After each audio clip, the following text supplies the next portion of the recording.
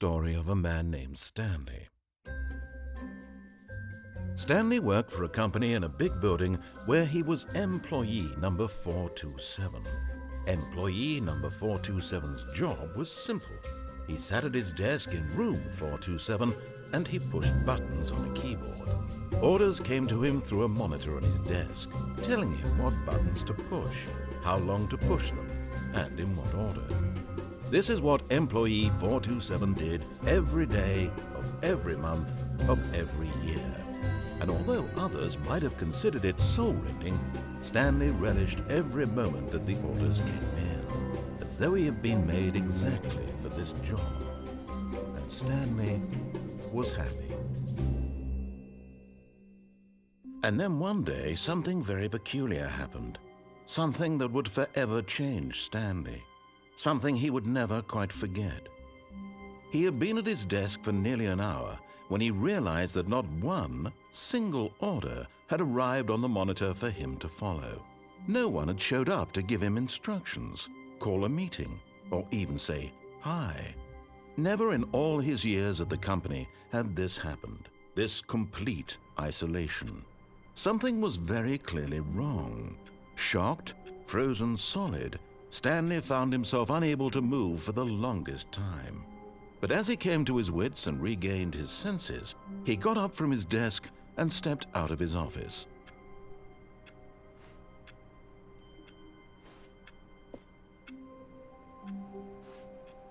All of his co-workers were gone. What could it mean? Stanley decided to go to the meeting room. Perhaps he had simply missed a memo.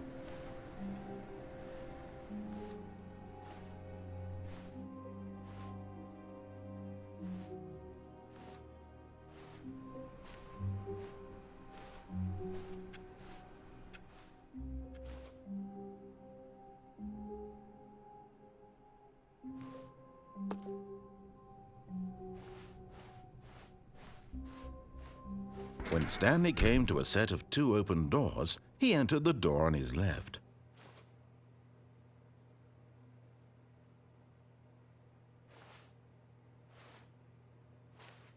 This was not the correct way to the meeting room, and Stanley knew it perfectly well.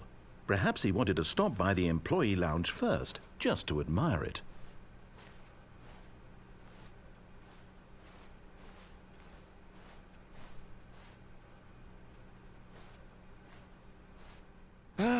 Yes, truly a room worth admiring. It had really been worth the detour after all, just to spend a few moments here in this immaculate, beautifully constructed room. Stanley simply stood here, drinking it all in.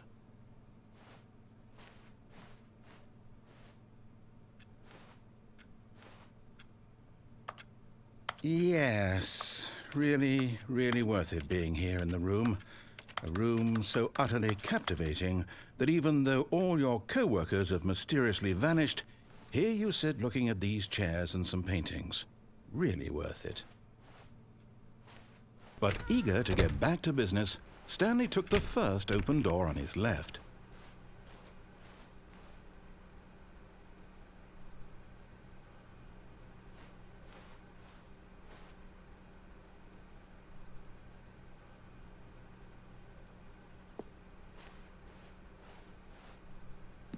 And so he detoured through the maintenance section, walked straight ahead to the opposite door, and got back on track.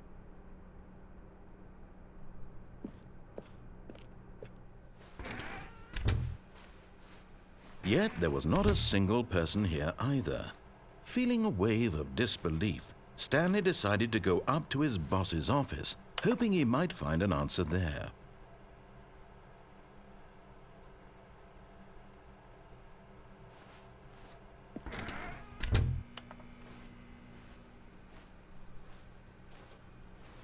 Coming to a staircase, Stanley walked upstairs to his boss's office.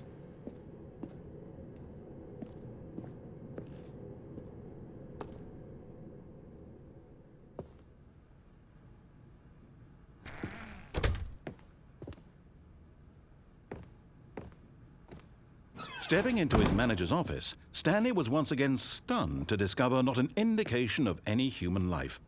Shocked, unraveled, Stanley wondered in disbelief who orchestrated this. What dark secret was being held from him? What he could not have known was that the keypad behind the boss's desk guarded the terrible truth that his boss had been keeping from him. And so the boss had assigned it an extra secret PIN number, 2845. But of course, Stanley couldn't possibly have known this.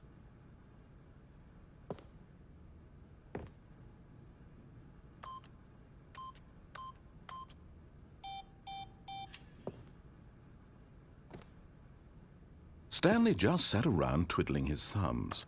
Trying to input anything on the device was useless, since he could never possibly know that the combination was 2845.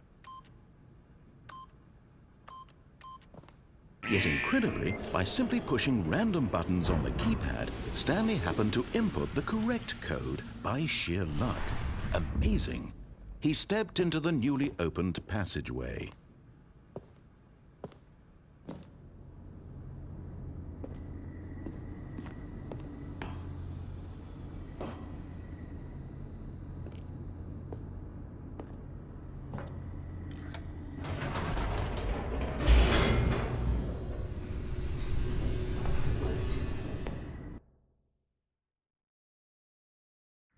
Descending deeper into the building, Stanley realized he felt a bit peculiar. It was a stirring of emotion in his chest, as though he felt more free to think for himself, to question the nature of his job.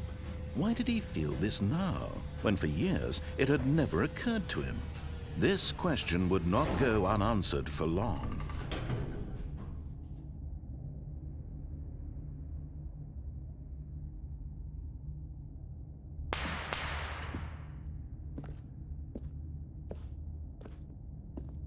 Stanley walked straight ahead through the large door that read Mind Control Facility.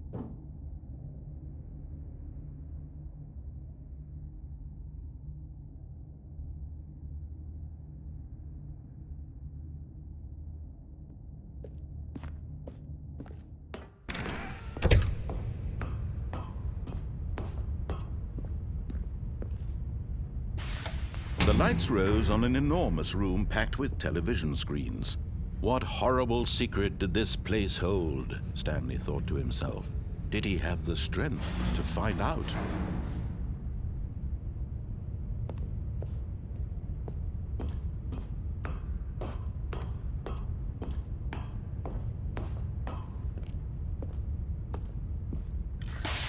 Now the monitors jumped to life, their true nature revealed. Each bore the number of an employee in the building, Stanley's co-workers. The lives of so many individuals reduced to images on a screen, and Stanley, one of them, eternally monitored in this place where freedom meant nothing.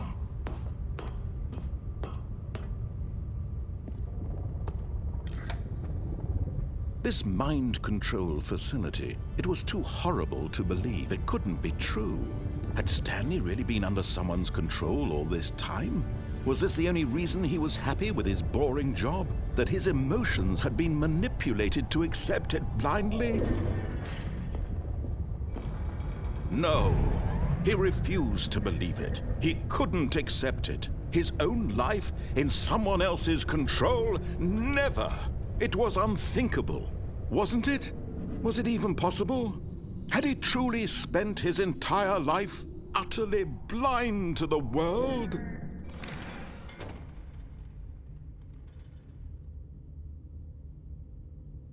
But here was the proof. The heart of the operation. Controls labeled with emotions.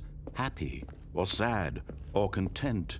Walking, eating, working. All of it monitored and commanded from this very place. And as the cold reality of his past began to sink in, Stanley decided that this machinery would never again exert its terrible power over another human life. For he would dismantle the controls once and for all.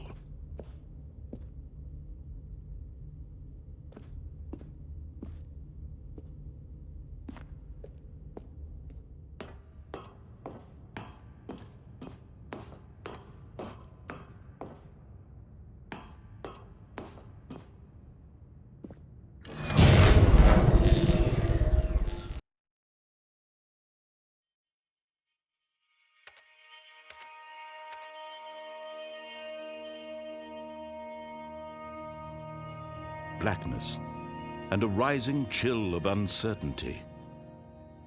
Was it over? Yes! He had won! He had defeated the machine, unshackled himself from someone else's command. Freedom was mere moments away. And yet, even as the immense door slowly opened, Stanley reflected on how many puzzles still lay unsolved. Where had his co-workers gone? How had he been freed from the machine's grasp? What other mysteries did this strange building hold? But as sunlight streamed into the chamber, he realized none of this mattered to him, for it was not knowledge or even power that he had been seeking, but happiness. Perhaps his goal had not been to understand, but to let go. No longer would anyone tell him where to go, what to do, or how to feel. Whatever life he lives, it will be his. And that was all he needed to know. It was perhaps the only thing worth knowing. Stanley stepped through the open door. Stanley felt the cool breeze upon his skin, the feeling of liberation, the immense possibility of the new path before him. This was exactly the way, right now, that things were meant to happen. And Stanley was happy.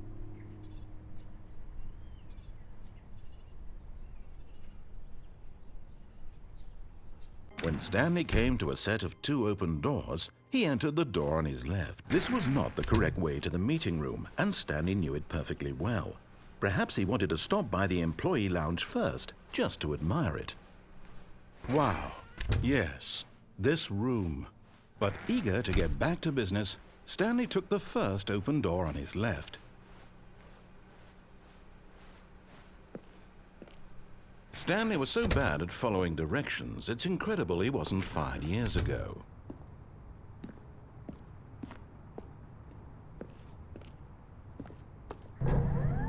Look, Stanley, I think perhaps we've gotten off on the wrong foot here. I'm not your enemy, really, I'm not. I realize that investing your trust in someone else can be difficult, but the fact is that the story has been about nothing but you all this time. There's someone you've been neglecting, Stanley. Someone you've forgotten about. Please, stop trying to make every decision by yourself. Now, I'm not asking for me, I'm asking for her. This is it, Stanley. Your chance to redeem yourself, to put your work aside, to let her back into your life. She's been waiting.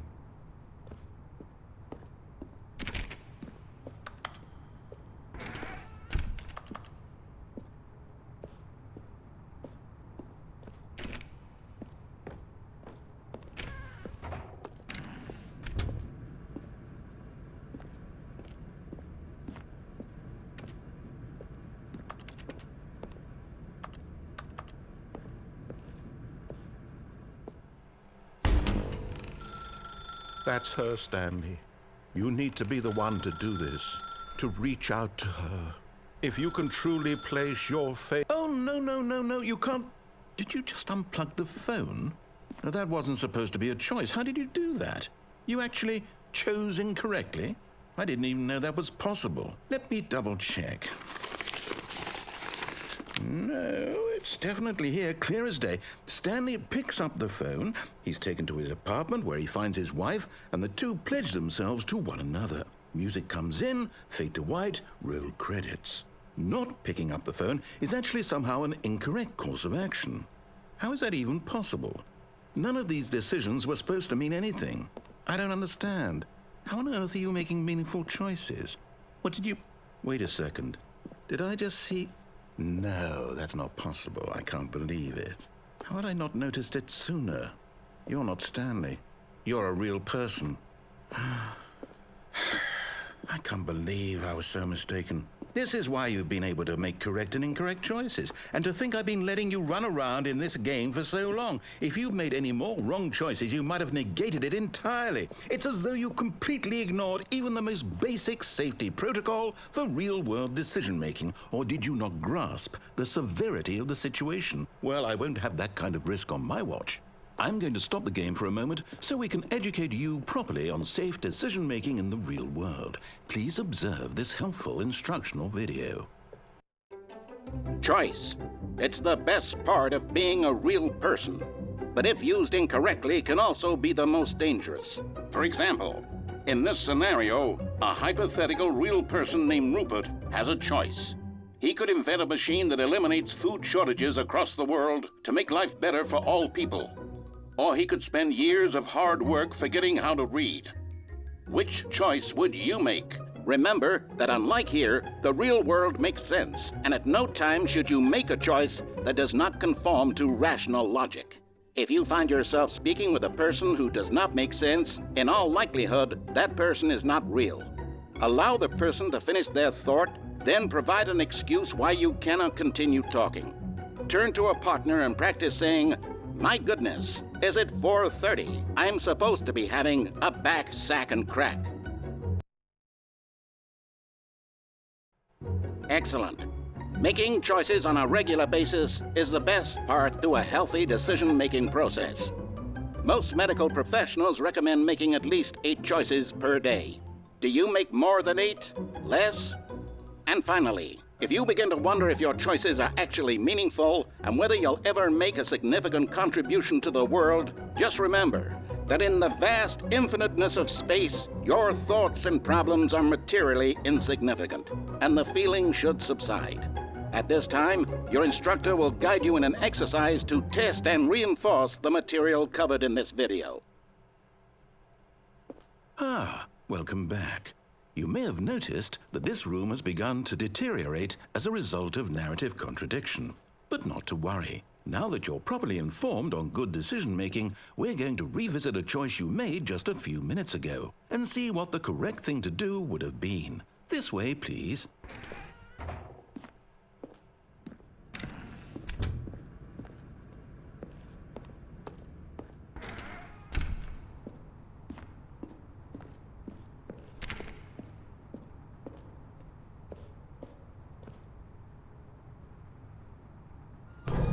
Now that we know your choices are meaningful, we can't have you jumping off the platform and dying. Imagine the main character dying senselessly halfway through the story. That story would make no sense at all. We just need to get you home as soon as possible before the narrative contradiction gets any worse. Unfortunately, it seems this place is not well equipped to deal with reality.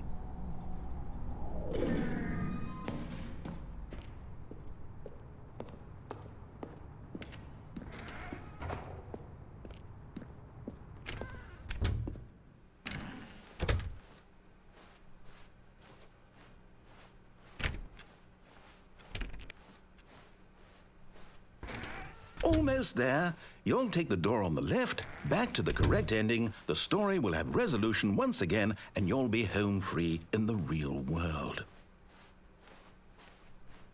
Now remember, all you need to do is behave exactly as Stanley would. That means choosing responsibly and always putting the story first. I'm quite sure you'll be up to the task. Just follow my lead and you'll be fine. All right. When Stanley came to a set of 2 open doors, he entered the door on his left.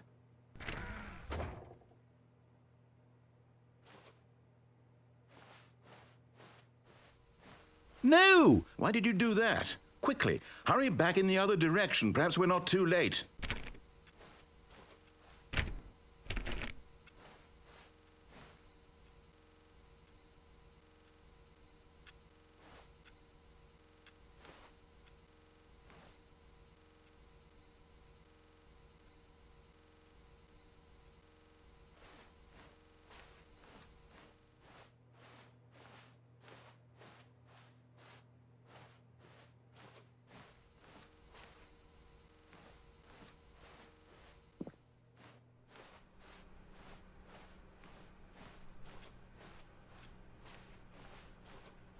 Oh, it's ruined. I can't believe, after everything we talked about, that my story, you've destroyed my work. Why? For what? What did you get out of that? What did you think was so special about seeing the game undone, left here like so much garbage? It's worthless now. And what am I supposed to do? Even if there were a way to continue, would it be worth it? To know that my story is now incorrect? How can I go back to that? I can't erase that knowledge. I'll have to live with it forever, reliving its impossibility forever. I couldn't live that way. Is it better to shut the game down entirely? To willingly destroy all of my work? I don't know. What's the answer? What do I do? What do I do? What do I... No, I have to. I have to shut the game down. I have to. I have to.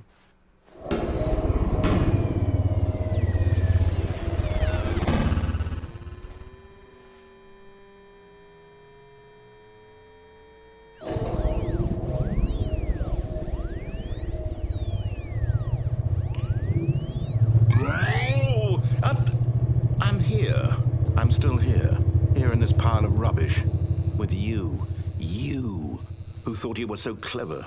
Now look where we are. My entire game is destroyed. It was the only thing in the world that was mine, and you've run it into the ground. What, did you think that would be funny? You just had to see? Didn't I impress upon you how important it was to be like Stanley? He actually knows how to do what I tell him to. He understands that if I say to do something, there's a damn good reason for it. That thought hadn't even occurred to you, had it? That there's a world outside of you? You're a child. Oh, my story. If you'd just gone through the door on the left, you would have seen it. There was a whole underground facility. You would have destroyed it and been victorious. It would have been so perfect. I worked so hard on it. I tried so hard to make... behave exactly as Stanley would. That means choosing responsibly and always putting the story first. I'm quite sure you'll be up to the task. Just follow my lead and you'll be fine. All right. When Stanley came to a set of 2 open doors, he entered the door on his left. No! Why did you do that? Quickly, hurry back. Behave exactly as Stanley would. That means choosing responsibly and always putting the story first. I'm quite sure you'll be up to the task. Just follow my lead and you'll be fine. All right. When Stanley came to a set of 2 open doors, he entered the door on his left.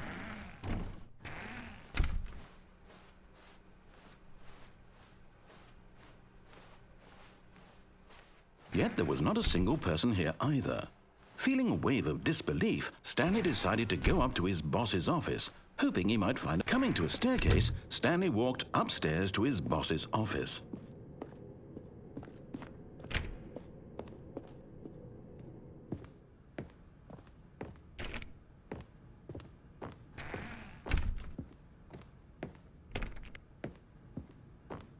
Stepping inside his manager's office, Stanley was once again stunned to discover not an indication of any human life. Shocked, unraveled, Stanley wondered in disbelief who orchestrated this, until he saw the door with a voice receiver next to it. Surely behind this door lay all the answers to his questions. And beyond all probability, he knew the passcode. He had seen it on his boss's computer just last week. Night Shark 115. Was this the code to open the door? Would it still work? There was only one way to find out. Stanley had been trained never to speak up, but now he would draw from within himself the courage to face the unknown. He drew a sharp breath and then spoke the code.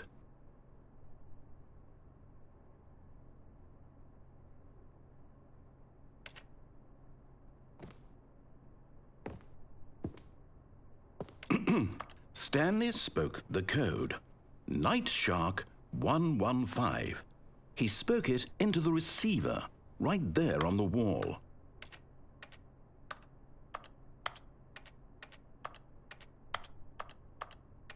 I'm sorry, is there a problem? You didn't mishear me, did you? Please speak the code into the receiver. Otherwise, we can't get on with the story. This is a crucial step. Things to do. I asked you for this one single thing, for your respect. The kind of respect Stanley shows for his choices. He knows what it means to take a story seriously. If you didn't want to see what I had to show you, then why did you come here? You had a choice, you know. You could have gone through the door on the right. You could have done whatever the hell you wanted over there. Why did you come this way? Speak. Say something to me. Explain yourself, you coward. You... When Stanley came to a set of 2 open doors, he entered the door on his left. Stanley? Hello? Are you... Is everything okay? Stanley, please. I need you to make a choice. I need you to walk through the door. Are you listening to me? Can you hear me? Is everything all right? Stanley, this is important. The story needs you. It needs you to make a decision. It cannot exist without you. Do you understand me? Whatever choice you make is just fine. They're both correct. You cannot be wrong here. We can work together. I'll accept whatever you do. I simply need you to take that step forward, please. Choose. Do something. Anything. This is more important than you can ever know. I need this. The story needs it. So, you hear me? Are you there? Are you listening to this? Stanley, are you there? Okay. It's okay, I can wait. You need time to decide. Time to make sure your choice is correct. That is the best choice. That's all right. I'll wait for you to decide what's the right thing to do. Take as much time as you need.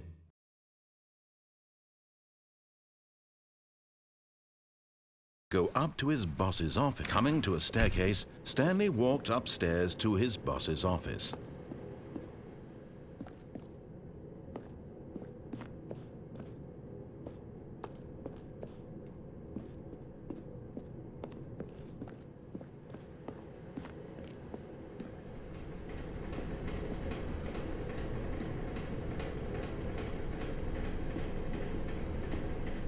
But Stanley just couldn't do it. He considered the possibility of facing his boss, admitting he had left his post during work hours. He might be fired for that. And in such a competitive economy, why had he taken that risk? All because he believed everyone had vanished? His boss would think he was crazy. And then something occurred to Stanley. Maybe, he thought to himself, maybe I am crazy. All of my co-workers blinking mysteriously out of existence in a single moment for no reason at all? None of it made any logical sense. And as Stanley pondered this, he began to make other strange observations. For example, why couldn't he see his feet when he looked down? Why did doors close automatically behind him wherever he went? And for that matter, these rooms were starting to look pretty familiar. Were they simply repeating? No, Stanley said to himself, this is all too strange. This can't be real. And at last, he came to the conclusion that had been on the tip of his tongue. He just hadn't found the words for it. I'm dreaming, he yelled. This is all a dream. Oh, what a relief Stanley felt to have finally found an answer, an explanation. His co-workers weren't actually gone. He wasn't going to lose his job. He wasn't crazy after all. And he thought to himself, I suppose I'll wake up soon. I'll have to go back to my boring real-life job pushing buttons. I may as well enjoy this while I'm still lucid. So he imagined himself flying and began to gently float above the ground. Then he imagined himself soaring through space on a magical starfield, and it too appeared. It was so much fun, and Stanley marveled that he had still not woken up. How was he remaining so lucid? And then perhaps the strangest question of them all entered Stanley's head. One he was amazed he hadn't asked himself sooner. Why is there a voice in my head dictating everything that I'm doing and thinking? Now the voice was describing itself being considered by Stanley, who found it particularly strange. I'm dreaming about a voice describing me, thinking about how it's describing my thoughts, he thought. And while he thought it all very odd and wondered if this voice spoke to all people in their dreams, the truth was that, of course, this was not a dream. How could it be? Was Stanley simply deceiving himself? believing that if he's asleep, he doesn't have to take responsibility for himself. Stanley is as awake right now as he's ever been in his life. Now, hearing the voice speak these words was quite a shock to Stanley. After all, he knew for certain, beyond a doubt, that this was in fact a dream. Did the voice not see him float and make the magical stars just a moment ago? How else would the voice explain all that? This voice was a part of himself too. Surely, if he could just... He would prove it. He would prove that he was in control, that this was a dream. So he closed his eyes gently, and he invited himself to wake up. He felt the cool weight of the blanket on his skin, the press of the mattress on his back, the fresh air of a world outside this one. Let me wake up, he thought to himself. I'm through with this dream. I wish it to be over. Let me go back to my job. Let me continue pushing the buttons. Please, it's all I want. I want my apartment and my wife and my job. All I want is my life exactly the way it's always been. My life is normal. I am normal. Everything will be fine. I am okay.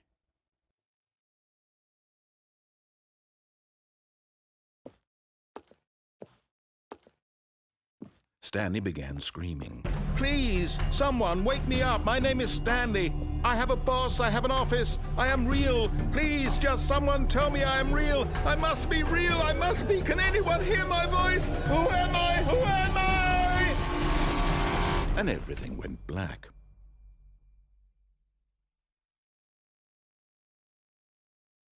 This is the story of a woman named Mariella. Mariella woke up on a day like any other. She arose, got dressed, gathered her belongings, and walked to her place of work. But on this particular day, her walk was interrupted by the body of a man who had stumbled through town talking and screaming to himself, and then collapsed dead on the sidewalk. And although she would soon turn to go call for an ambulance, for just a few brief moments she considered the strange man. He was obviously crazy, this much she knew. Everyone knows what crazy people look like. And in that moment, she thought to herself how lucky she was to be normal. I am sane. I am in control of my mind. I know what is real and what isn't.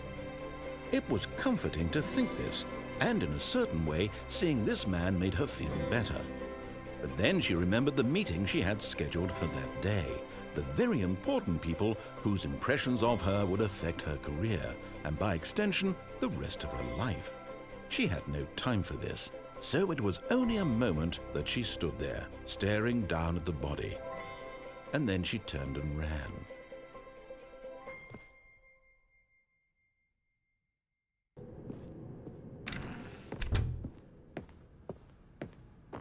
Stepping into his manager's office, Stanley was once again stunned to discover not an indication of any human life.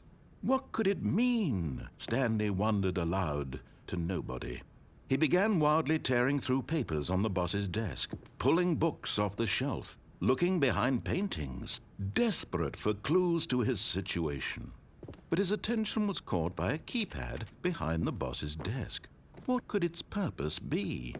In fact, this keypad guarded the terrible secret that lay buried below his feet. And so the boss had assigned it an extra secret PIN number, 2845. But of course, Stanley couldn't possibly have known this.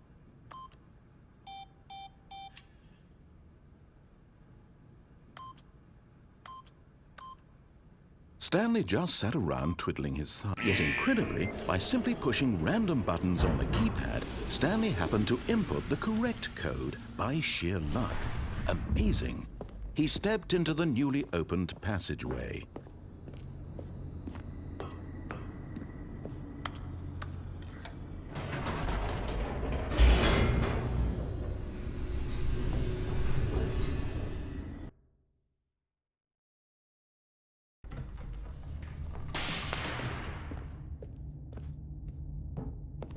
Stanley walked straight ahead through the large door that read Mind Control Facility. Although this passageway had the word escape written on it, the truth was that at the end of this hall, Stanley would meet his violent death. The door behind him was not shut. Stanley still had every opportunity to turn around and get back on track. At this point, Stanley was making a conscious, concerted effort to walk forward and willingly confront his death.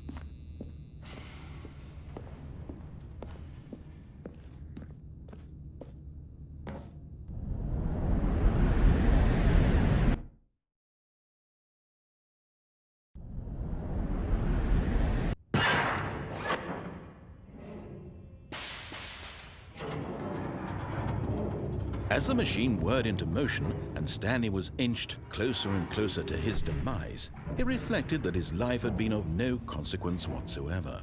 Stanley can't see the bigger picture. He doesn't know the real story, trapped forever in his narrow vision of what this world is. Perhaps his death was of no great loss, like plucking the eyeballs from a blind man. And so he resigned and willingly accepted this violent end to his brief and shallow life. Farewell, Stanley.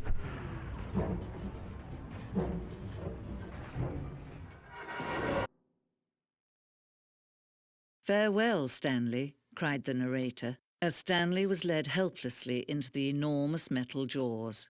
In a single visceral instant, Stanley was obliterated as the machine crushed every bone in his body, killing him instantly.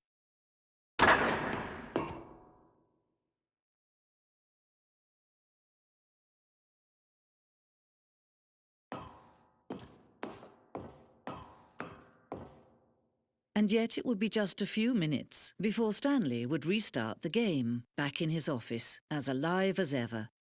What exactly did the narrator think he was going to accomplish? When every path you can walk has been created for you long in advance, death becomes meaningless, making life the same. Do you see now? Do you see that Stanley was already dead from the moment he hit start?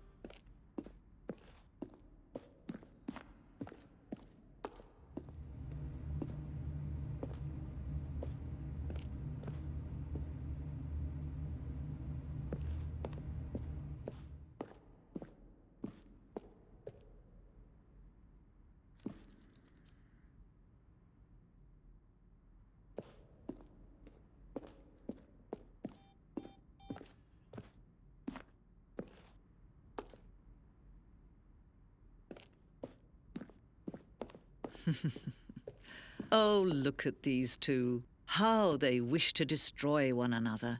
How they wish to control one another. How they both wish to be free. Can you see? Can you see how much they need one another? No, perhaps not. Sometimes these things cannot be seen. But listen to me. You can still save these two. You can stop the program before they both fail. Turn off your PlayStation. There's no other way to beat this game.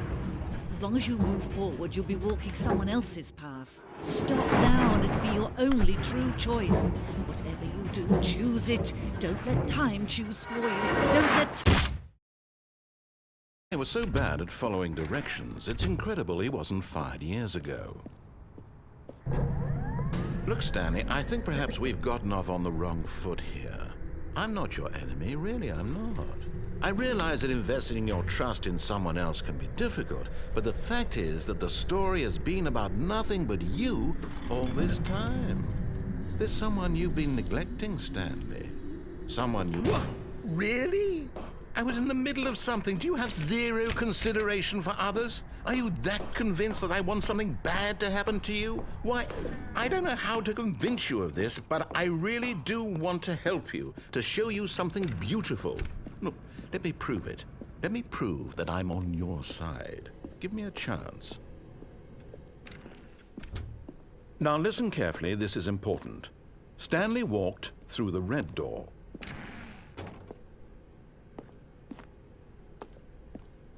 Aha, perhaps you misunderstood.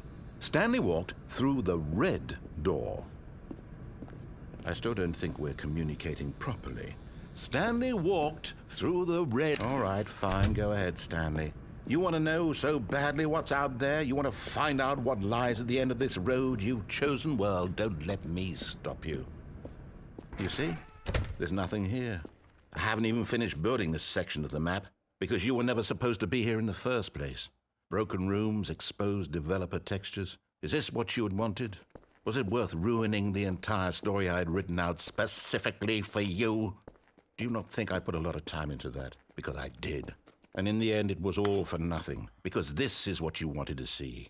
Help me here, Stanley. Help elucidate these strange and unknowable desires of yours. What would have made this game better? What did you want to see? Vehicles? Skill trees? Work with me. You've given me absolutely nothing so far. Tell you what, let me take a stab in the dark at a new design and you can give me some feedback. There we go. A third option. This already feels leaps ahead of where we were before. Go ahead, Stanley. Take it for a spin. Okay, I'm going to stop you there. Now, tell me about your experience with this new version. Would you say that the game benefited from allowing you more choices? Feel free to be honest. I'm looking for some real critical feedback here. Aha! You see, I knew I was onto something. Where do these flashes of inspiration come from? How did I know the game needed a third door? Well, it's instinct mostly, a calling in your gut. I really couldn't say where the idea came from, except that I felt it in my soul. You can't teach that, Stanley. Don't even try. Here, based on the data from your previous playthrough, I've compiled a new version. And to be perfectly candid, I think I've knocked it out of the park with this one. Let's take a look.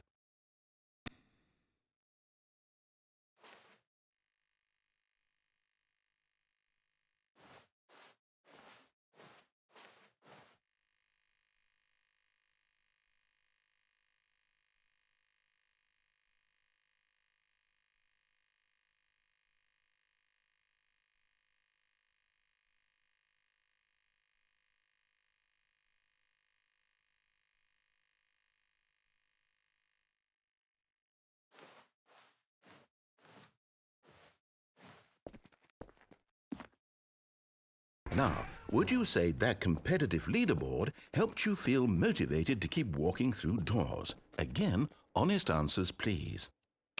Hey, I nearly forgot. I've got a prototype of a new game I've been working on, and now would be a lovely opportunity to give it some playtesting. You wouldn't mind taking a look at it, would you? Perfect. Let me boot it up. In this game, the baby crawls left towards danger. You click the button to move him back to the right. And if he reaches the fire, you fail. It's a very meaningful game, all about the desperation and tedium of endlessly confronting the demands of family life. I think the art world will really take notice. But of course, the message of the game only becomes clear once you've been playing it for about 4 hours. So why don't you give it 4 hours of play to make sure it's effective? Be sure to keep notes on your experience.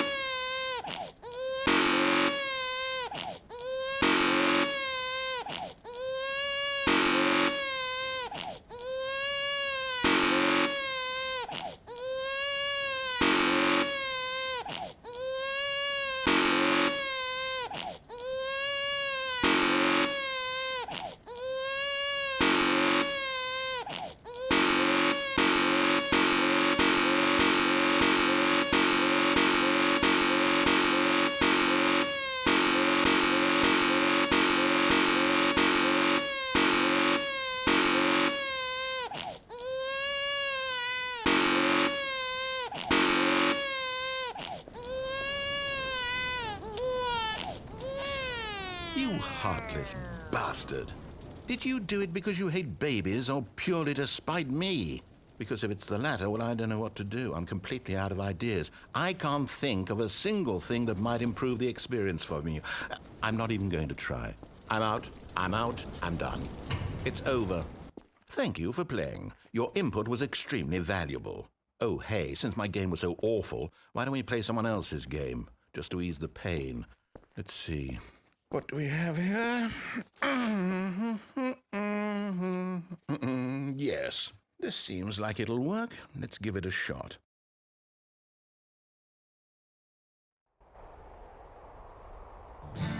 Aha! Fascinating. What do you think this game is about, Stanley? What's our backstory? What is our motivation? Well, it seems obvious to me that you are meant to play as a creepy man spying on innocent civilians below you from up high in your creep tower, perhaps for some sort of twisted, erotic purpose. Yes, that must be it. What a fascinating venture into the experience of total mental depravity. So far, I love everything about this game, Stanley. And it seems there's even more. Come, let's venture outward and see what else is out there.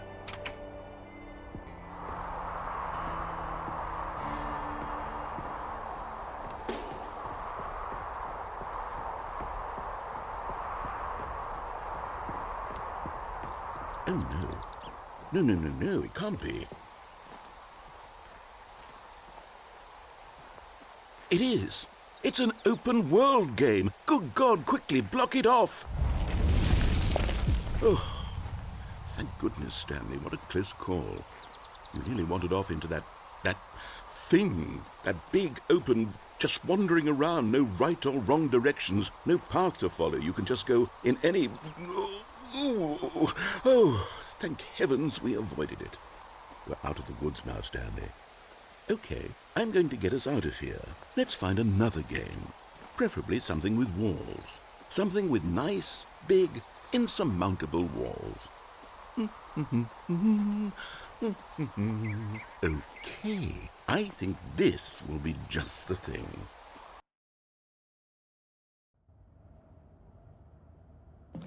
Wonderful. See, this is exactly what I had in mind. Just a nice big box for you to run around in. There isn't any possibility that you could get lost here. Now this is game design. Stanley, if you manage to get lost in this game, I will be phenomenally impressed.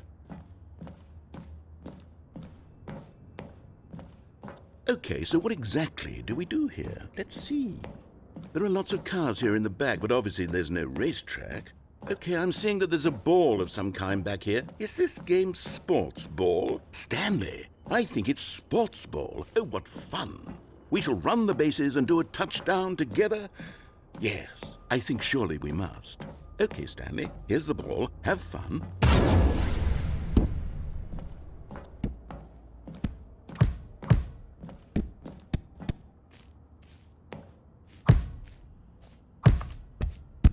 Are you doing it? Are you winning? Is this fun? Is it better than my miserable little story that I worked so hard on? Stanley, I have a thought. And I realize I'm not a sportsologist, but if one ball generates a certain amount of raw adrenal pleasure, then surely multiple balls makes for an even more euphoric sports experience. I'm going to try it out. Here comes another ball. yes. Oh, goodness, that really does feel amazing, doesn't it? Stanley, I'm like a child in a confectionery shop. I simply have to have more. I'm insatiable. More balls!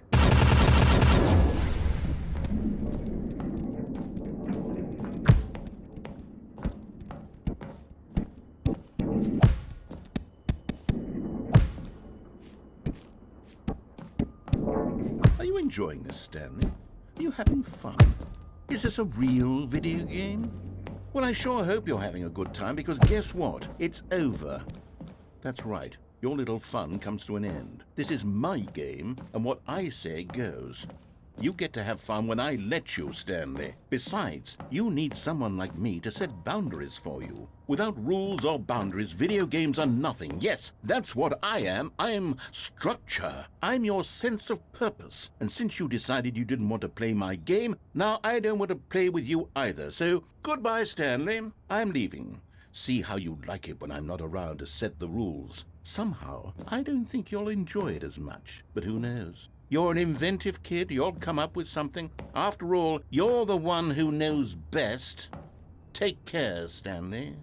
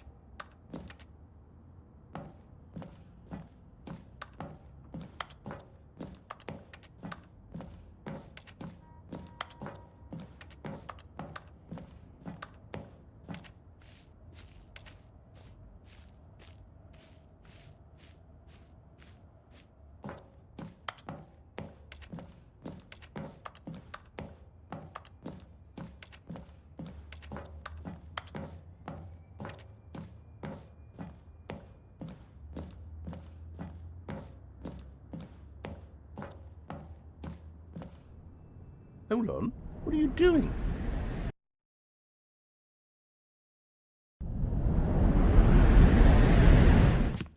Stanley, don't do that. I can't follow you there. I can't help you. How will you write a story without me? You can't do it. You know that. Stanley.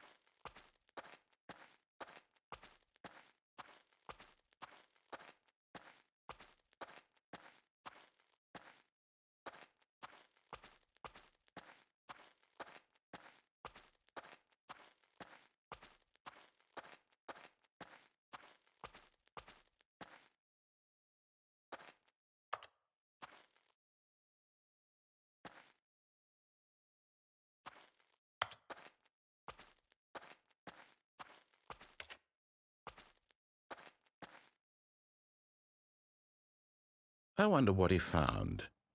If what he wanted was to be the leading man in his own story, well, perhaps he's gotten it, down in wherever he is right now. I wonder if he's happy with his choice, and if he's learned the heavy cost that comes with it. He'll understand soon what I was trying to tell him. He needs me. Someone who will wrap everything up at the end, to make sense out of the chaos and the fear and the confusion. That's who I am. That is what I mean to this world. Oh, yes. Yes, I'll be back. There's no other way.